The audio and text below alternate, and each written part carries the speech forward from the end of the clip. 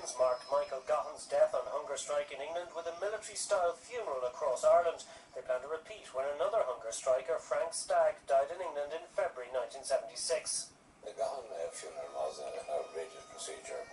The Provisionals using the remains of that unfortunate man for a political exercise of intimidation. In all the towns across the country, from east to west, that they travelled through, they had intimidated the local businesses into closing. And I regarded that this was an outrageous interference with the freedom of the people in those towns, who, if they didn't want to close, it shouldn't have been intimidation into closing. And I and the government were determined that that exercise would not be repeated with the remains of unfortunate Frank Stagg.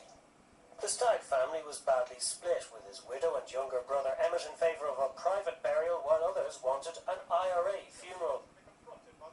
Frank Stagg's father was a veteran of the Tan War and the Civil War, and there was a strong tradition in the family, and they wanted, as they saw it, rights done by their son.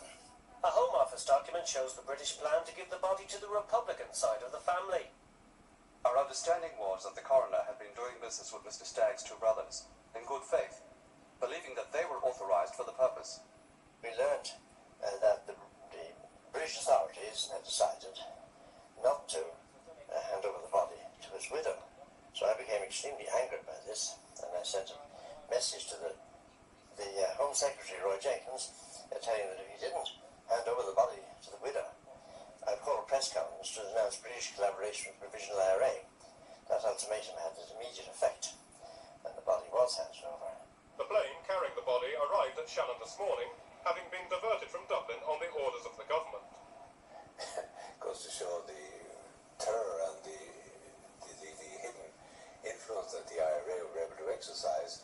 Your Lincolns were slightly wobbly about diverting the plane to Shannon, and it took a fairly firm intervention by Peter Barry, who was Minister for Transport, to convey that the government directed that the plane be diverted to Shannon, and the Provisionals were deprived of their bullish trophy.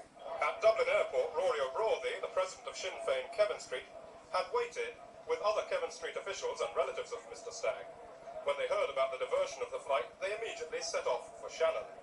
They gave Frank Stagg a military funeral, a huge convoy with armoured cars and lorries and troops and all this kind of thing. I don't know what the idea was. Did they expect that there was going to be some interference or something unseemly?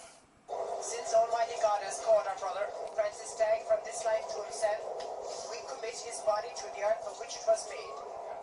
At a meeting in London, Liam Cosgrave told Harold Wilson, "Care has been taken to bury Frank Stagg in such a way as to make it very difficult for anyone to remove his body." The grave had been concreted over to prevent the body being moved.